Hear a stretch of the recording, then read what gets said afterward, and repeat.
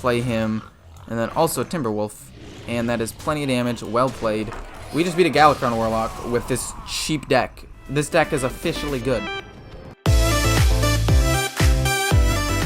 So this is the first video of this nature that I'm doing. Basically, I'm going to be making a budget deck out of a fully made deck. I'm going to break it down and build the best budget deck that I possibly can. And if you guys want me to do this with other decks, please tell me in the comments below, because I would be more than happy to try that out for you guys. So basically, I took Highlander Hunter, gutted it. I took out the Dragon Synergy, I took out Epics, I took out the solo adventure cards and all the extra legendaries, and made it a beast Highlander deck that's fairly aggressive and has pretty decent tempo. Okay, so before you guys complain about 6,000 dust being too much for a budget deck and you have 3 legendaries in here, if you don't already have the Highlander cards, do not make this deck, okay? Just don't make the deck. It's not worth it. The reason why you run singletons is because these legendaries are so powerful. So these are your first priority crafts, right? Oh, also, I'm going to give you a tier list on the most important legendaries to craft and why, so you guys don't need to ask me, hey, I only have 1,600 dust and I need 3 legendaries, which one is most important? I'll actually answer that question for you, so I'm just trying to be as helpful as I can here. So yeah, the most important thing I would make right now, though, is probably the solo adventure. It's very versatile because it has several good cards in that work in several decks. The Escape Mana Saber is a beast and can fit into this one really easily, and having the Rottenness Drake just makes Dragon Synergy a ton better. But in terms of legendaries, the first one is Seamat. Seamat is the most important legendary in the game, in my opinion, just neutral-wise. Maybe not specifically for a class, but he's just a very good card you can slot in, and fits very well into that 7 slot because you only really have one other 7 mana card. So he does really well in that pool. He's a potential win condition. He's removal. He's great. Next is Maiev. Similar to Seamat, very strong neutral legendary with Spellbreaker and Ziliax rotating out. This is a very good form of neutral removal that anybody can get. Similar curve. It gets over taunts and death rattles really, really easily. And theoretically, you could maybe use it on your own dormant minions to get the effect off a second time, but that's really thinking outside the box. And that's more thinking of versatility in other decks, right? So these 2 cards are super duper important because they work in this deck extremely well, but they're also really important in other decks if you want to craft those. Zixer is up here for similar reasons. He works in Beast Hunter, he works in Aggro Hunter, he works in a combo-based Hunter, he works in this deck, and Dragonbane I think is slightly more powerful for this deck, but because he's going to last an extra year and he fits in a few more decks, I make Zixer number 3 priority. But if you don't want to play any of those other decks, Dragonbane is actually number 3 because he fulfills a very good turn 4 slot, which you only have 3 cards in anyway, which is pretty weak and pretty low. Although if you get the solo adventure and have the Escape Mana Saber, it'll be a little bit better. But fits there very well, but also in the 6-drop slot really well because of the ability with your hero power, which just makes it a lot more versatile in terms of that specific deck. You can play on turn 6 for tempo, or you can play on turn 4 for tempo and good stats on a turn where you're fairly weak. And then last is Varanus, because if you don't have Dragon Synergy, it's kind of wasteful, and it only really goes in this deck. It's not even used in Dragon Hunter. And the Battlecry, although it does synergize really, really well with Desert Spear and Unleash the Hounds, you kind of already need an existing board for this to do well. And it has some decks it'll do really well into, like big Druid. But other than those couple of matchups, it's not super important. And you can always Maiev one of those cards if they have a big taunt minion. So it's kind of just rendered not super important. So anyway, if you have any other decks you want me to try out, please tell me. And jumping into the games. Okay, so we're starting off with probably a bad matchup. Really no way of dealing with Gul'dan early. Or late once he like gets rolling. Having Coin with Dinotamer Brand is really solid though, so I'm actually going to keep him. Really big tempo swing potentially. Not drawing any 1s. I could just play Zephyrus for a 2-drop. Final tracking here. What do I really lose potentially? Fairy Dragon's pretty nice. If he's Zoo, these work, but I'm assuming that he's going to be Galakron. Like, just control. So I'm going to go with Fairy Dragon and pass. If he's Zoolock and I lose because of it, I mean, shoot, man, you got me. But I'm assuming that he's not going to be. Drawing a Beast, that's something that I want to play later. I think that this play is really, really strong just in general. I want to draw a 3-drop now. That's not kill command. Oh, Unleash the Hounds would have been really good for that. I don't want to waste the coin. But I think that this is just really, really strong. And then we get to go face with this. He could play Dark Skies to wipe my board here, and if he does, I just try to restabilize with, like, Scavenger's Ingenuity and play slow, I guess, but... Oh, he's just playing that for tempo. So I think what I do here is I kind of want to go full face. Also, this combo can be really, really sick, but with Anno or Kill Command, I think just full face is the way to go. And then I can try to finish him off with Dino Tamer Brand later. Like, I have Zephyrus in hand. I can potentially do a lot of damage.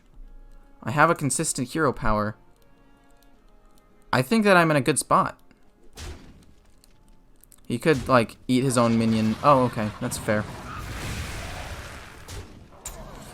He puts himself down quite a bit, to be fair. Zephyrus. What does Zephyrus get me for 3? I don't know. Lava Burst could be strong. Or alternatively, I leave that up. I could just try to draw and play slow. Or I could just try to be super good. We're going to go aggressive. We have to. Mortal Coil Hero Power could be strong as well.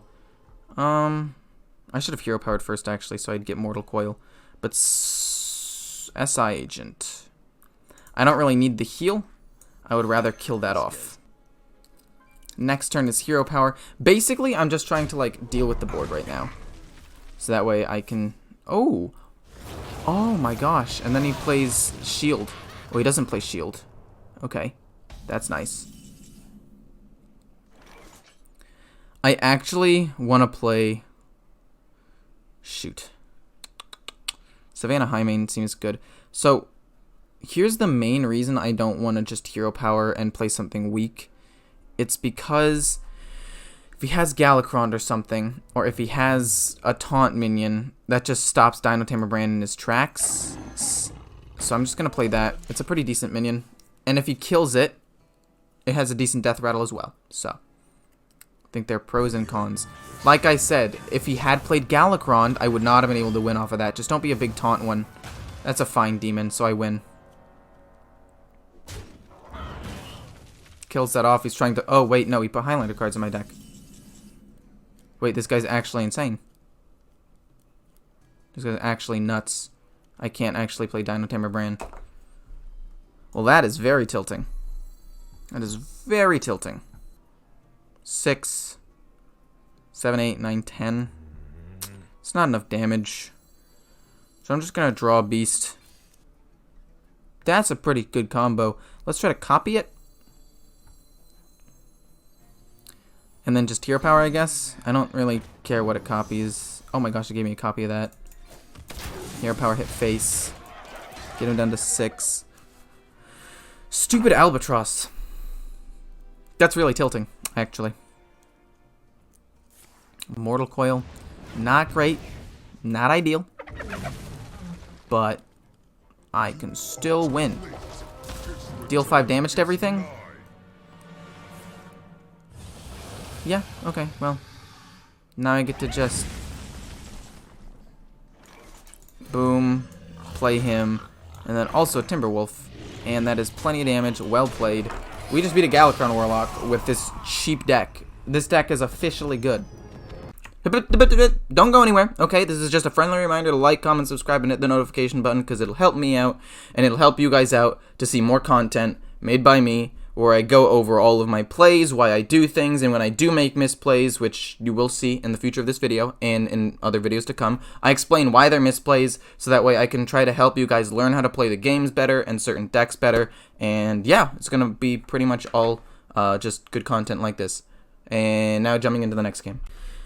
Okay, so if this is Big Druid, I'm in a little bit of trouble here.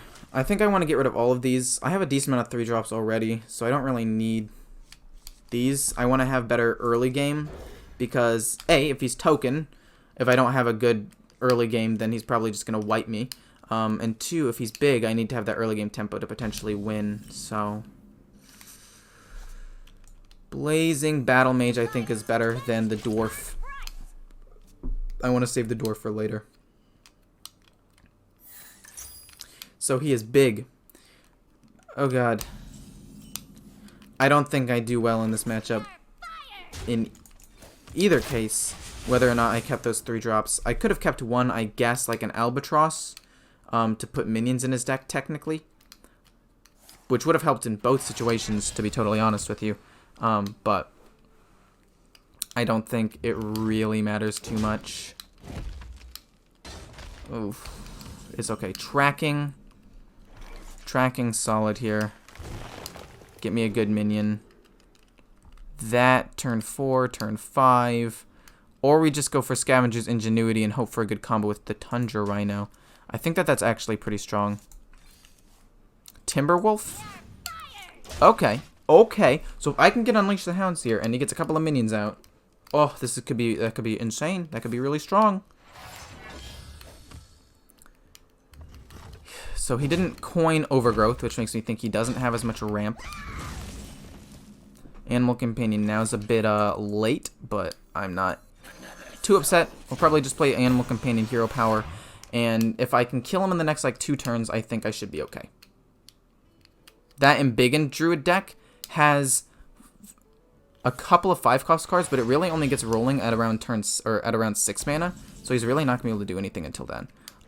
That's insane if I can get it on the Timberwolf. So I'm going to play it and hope it goes on the Timberwolf. I have a 50-50 chance of basically winning the game. Darn. Okay. Hit Hero Power.